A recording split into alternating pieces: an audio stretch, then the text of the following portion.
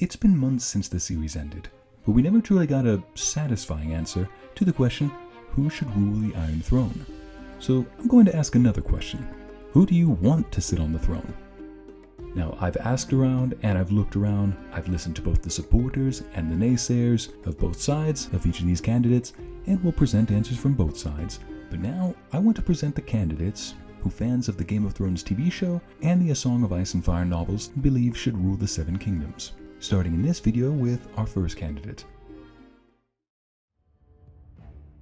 Now, I'm not presenting these candidates in any particular order, but this candidate has a large following of fans. For those of you not familiar with A Song of Ice and Fire, Tywin Lannister is not the king of anything. He has no claims to any throne, nor is he a member of any royal family, although being the head of a great house, there is a royal lineage somewhere up in his family tree, but to a kingdom that no longer rules. No, Tywin's supporters do not promote him based off of any lineage. Rather, he's demonstrated his effectiveness as a leader. When Tywin Lannister was still young, House Lannister was not a powerful noble house. They ruled over a region known as the Westerlands in the Kingdom of Westeros, and were very wealthy due to their gold mines. But Tywin's father, Tydos, was a fairly gentle man, a turn-the-other-cheek type of person. However, this led to other noble houses under his rule taking advantage of this generosity.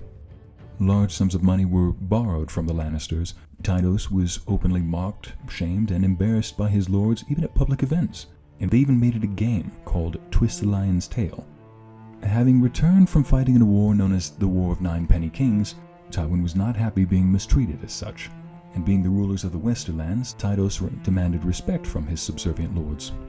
And having had enough of this mockery, and enough of these lords digging his house into financial pits, and since his father wouldn't do anything about it, Tywin Lannister took it upon himself to ensure that these lords pay their debts back. They didn't, and instead they gathered troops and rebelled. Tywin crushed the rebellion and wiped out all members of the houses involved. Then he made a song about it, called The Reigns of Castamere, named after the House Reign of Castamere who started the rebellion. Moving forward, if another lord under House Lannister's dominion ever demonstrated a similar level of unruliness, Tywin had a solution that always seemed to put them back in check. He'd send a minstrel to play that same song for them. And so he spoke, and so he spoke, that lord of Castamere. But now the rains weep o'er his halls, and not a soul to hear. And this was just his beginning.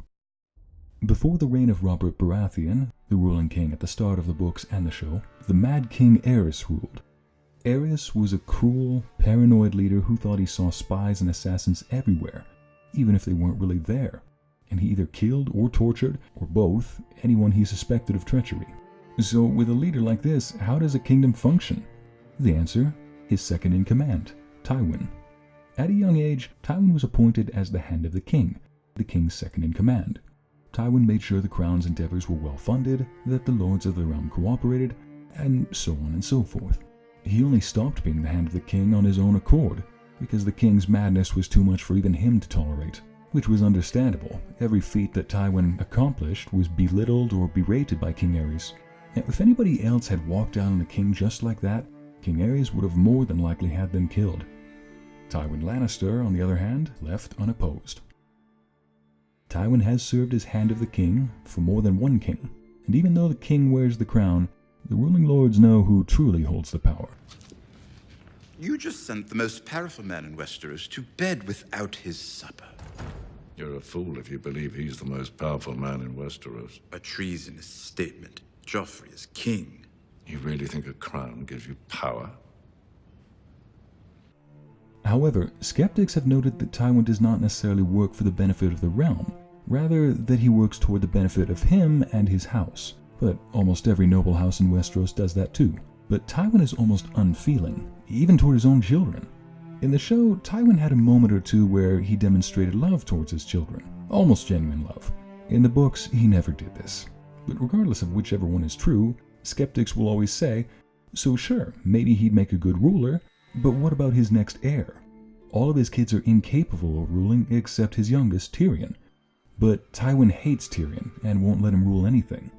Book readers also note that Tywin is actually quite petty when it comes to his family. are still here. Yes. Although it's only hinted at in the show and never fully revealed directly, why does Tywin hate Tyrion? Because Tyrion's birth resulted in the death of Tywin's wife, who died giving birth to Tyrion. Tywin does express this in the show frequently, as does some of Tyrion's siblings.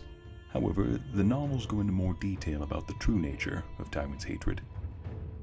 So when Tyrion found a woman he loved, and both in the books and in the show it's revealed that Tyrion did find a woman he loved and one that truly loved him, only to find out that this woman was in fact a whore hired by Tyrion's brother Jaime, who wanted Tyrion to feel better. At least this is what we thought. In the books it's revealed that the woman did actually love Tyrion, but rather Tywin forced Jaime to tell Tyrion that this woman was a whore, and ultimately Tywin got rid of the poor woman. In the books, during the confrontation that Tyrion has with his father, Tywin basically tells him in the book, "You took my wife, and I took yours." And the way he got rid of Tyrion's love was also very brutal. It involves a lot of rape. I'd rather not go into it. But anyway, Tyrion kills Tywin because of this. So again, the few skeptics that I found of Tywin will oftentimes bring up, if Tywin is this petty to one of his own flesh and blood, and ultimately gets killed for it, how much more brutal would he be to any other member of the court? And likely, what would be the possibility of stopping someone from killing him in the same way? But then again, Tywin has demonstrated at an early age that he's good at quelling disloyalty. You decide. There's a lot I could go on about Tywin Lannister, both the book version and the show version. A lot of the best quotes about politics and warfare oftentimes come from Tywin as well. However, you sometimes also get skewed perspectives, such as, what's the difference between killing a few dozen people at a wedding versus 10,000 men on a battlefield? Again, focusing on the number is different than focusing on the manner, because at the time, an open negotiation, which the other side was ready for, could have prevented bloodshed on either side.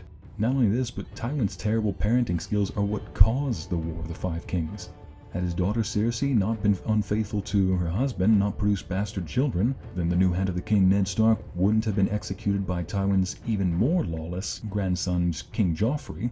And to make matters worse, Tywin then sent his armies out into the Riverlands to go raid and sack and goad the Starks into warfare. The Riverlands weren't even owned by the Starks. They were merely allied with them. And this war that he both inadvertently and directly caused began to bankrupt the crown. Again, there's a lot I could cover about Tywin Lannister, but I'll conclude with one more tale. Young Robert Baratheon, who would later become king of Westeros, and his brother Stannis, the future heir to the throne after Robert, visited King Aerys Targaryen's court when they both were young.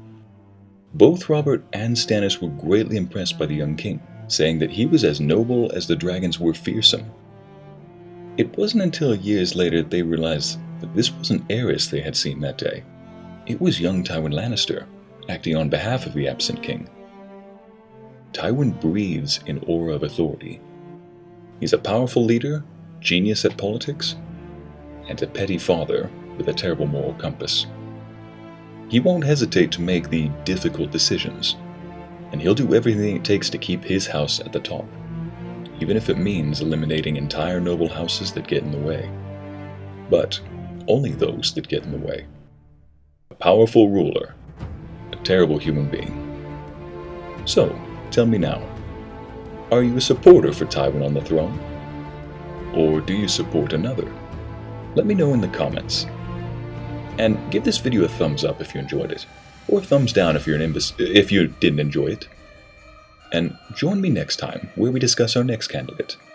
Thank you for joining me today, and remember, this is the Icy Breeze, and I bid you adieu.